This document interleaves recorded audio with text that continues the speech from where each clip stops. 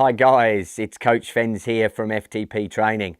Welcome to another Friday Tips with Fens and part 2 of our two-part series on nutrition and getting optimal nutritional strategies for both training and for racing.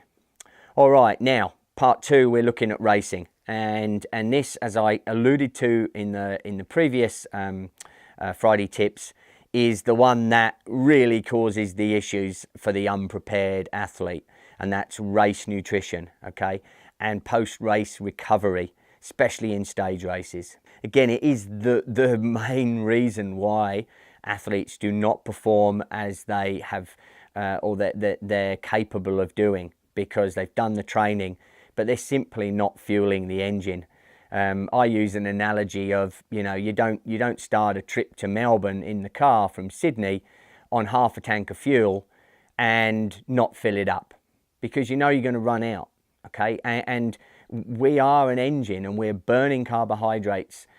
Yes, we're burning fats and we're burning proteins as well, but carbohydrates for high intensity exercise is our main energy source for carrying out muscular contractions, okay? So we need to have energy stores there of carbohydrates to do so.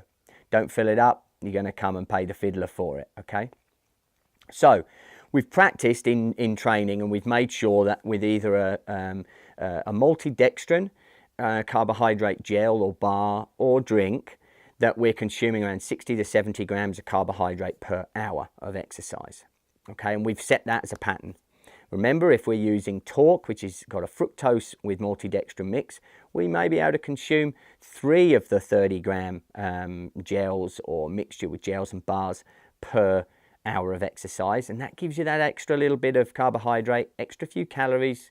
And that's obviously a bonus for us because we're effectively filling up the tank in the car that little bit more. So we can go that little bit longer. Okay, so race day, what are we going to do? Unlike training, what we want to make sure is on the morning of the race, our carbohydrate stores are fully topped up. Remember that I said that between 50 and 60 grams of carbohydrate is used during the night to maintain homeostasis while we sleep. So we need to top that up straight away. Some people struggle with eating solid foods in the morning of races, and especially if they're an early mountain bike race, you're doing a 7 o'clock start and you really don't want to be getting up at 4 o'clock in the morning having a breakfast before you travel. Again, you can already have tried this during your training, and for myself, I used to have issues if I ate too close to the event with solid foods. Sitting in your stomach, you exercise, you go out, you go full gun from the start, and there's reduced blood flow to process that food sitting in your stomach because it's gone to your working muscles, and it leads to your stomach tightening up and you can't consume any food as your race goes on. So I used to have liquid breakfasts. I'd actually have something like a Talk Recovery in the morning. It's got a lot of calories, good source of carbohydrates, and I found it very palatable to do so. Another good thing to have, or an easy thing to consume, is your up and goes. Your up and go, look at the profile of it. It's giving you the carbohydrates, very easy on your stomach, absorbed straight away. And it means that you're not, it's absorbed quickly. You're not got solid food moving down through your stomach that could potentially give you some troubles if it goes off from the start line and you've got that food sitting there. So, breakfast wise, if you're up early enough and your normal food, your normal breakfast pattern is before you've raced is a couple of bits of toast and some cereal 2 hours before and you haven't had any troubles, don't change it. If you had trouble before in races, then work on some of those other strategies with liquid food replacement breakfasts during your training sessions and see how they work for you. If they're working great, or use B or C category races for yourself to practice some of these things, because the end result is that's what those types of races are for, to trial things so that you get it right on your main target event. Okay, you get to the start or you get to the race situation. I would be sipping on a carbohydrate drink or a carbohydrate with electrolyte type drink. Come up to the start line. I like to have a gel around 20 minutes before the event, 15 minutes before the event. That gel's then in the system, it's in the bloodstream, it's ready to go, okay? You start. Now, again, if you're on a 2 or 3 gel strategy, depending on the type, you've done it in training. It's a fixed. It's just a process. You're not gonna miss that. But the only times you could miss that is there's a huge amount of activity in the bunch. There's attacks going left, right, and centre, and you know you have to cover those attacks and you have to cover those moves. And suddenly you've just missed a feed.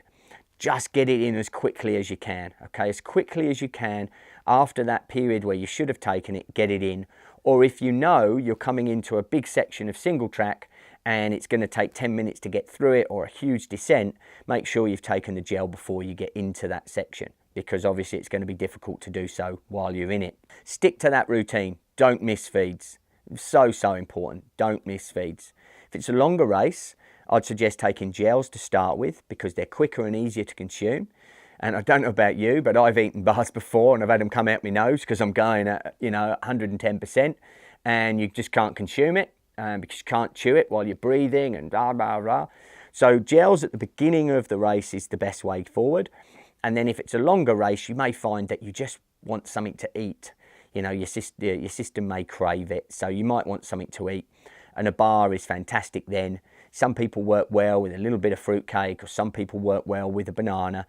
Remember, don't trial anything you haven't tried in training. But if that's what works for you, then that's the way forward during the race situation. Okay, now have I said this before? Don't miss feeds, okay? Don't miss feeds. It's the most fundamental thing. So please get that right. Practice, practice, practice. Okay, post-race. Now, often this is really neglected and people just get in the car, they pack the gear up, they go up to Prezzo's and they forget to eat properly. Okay, there's just all this other stuff going on. You're sitting around with your mates. Yeah, I just smashed you. And yeah, you were creeping today and I gave you a shellacking. You know, all of that goes on, lots of sledging on the finish line, and that window of opportunity to absorb carbs is gone. Get back to your car. Ooh, I haven't eaten. You didn't prepare food. Okay, so things that you can do there is, if you've got someone supporting you, get them to bring that energy recovery drink up to you straight away. It's what we do with the teams. We already have them. The Swanee's already made them. They're in the cold box. Rider finishes. We get them out, hand them to the rider. Boof, straight away that energy recovery drink is started. Okay, and then the sandwiches or rolls or whatever have been prepared for the athletes come out after that, and then they can start to replenish. Same thing for yourselves. If you haven't got anyone there looking after you, have a cool box in the car. You go back to the cool box, you take out your energy recovery drink while you're putting stuff away or maybe getting changed. You can sip on that, and then make yourself some sandwiches, some wraps, have something to eat, okay, that you've prepared, you know what it is. Don't rely on what's at the finish line. Often it can be, often it can be just fast food. And although you might crave that, it's not the best for you, especially if you're looking to recover well for the next day. Remember, what you're eating there is going to be what's absorbed to replenish your carbohydrate stores and mean that when you're on the start line the next day, you're fully topped up, ready to go. That is vitally important as well. Okay, so remember, what you're eating for today in a stage race is going to help you tomorrow. You miss that window of opportunity to absorb carbs post-race, then you're effectively reducing your opportunity to restore that carbohydrate glycogen stores, and your performance the next day could well be reduced because of it. As the day goes on, making sure you're grazing on carbohydrates, you're getting some protein into your system, and some fats, but reduce the fats to start with because you want to absorb the carbs first. Make sure you're not eating anything new. You're not going out on the Raz and drinking lots of red wine. If your normal is to have a glass of wine with dinner, then that's fine. But you're not going to have a bottle, okay? And make sure you don't overeat. Again, this is a classic. You think, especially in a mountain bike race, you may have done 2.5 hours. Realistically, you've not actually burnt a huge amount of carbohydrates or a huge amount. So having, massive serve of food and a huge pudding because you've raced is too much. And what can happen is through the 4 or 5 days of that stage race, you end up putting weight on, okay? And you're just heavier the next day to start the race.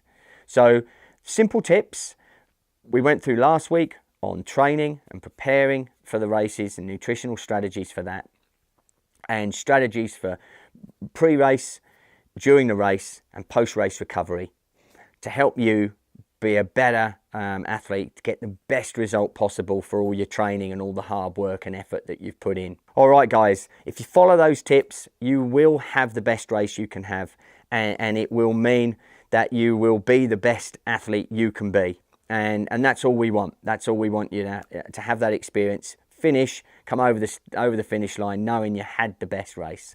All right, guys, if you have any questions for us, check us out and send us a form via our website at www.ftptraining.com, and check us out on Facebook, Instagram and Twitter, and check us out on our YouTube channel. Again, a huge amount of information on there. We've gone through this stuff before, so you can check it out and just keep up to speed with any of the new Friday Tips with Fens and all the past ones that will help you be fitter, faster and stronger.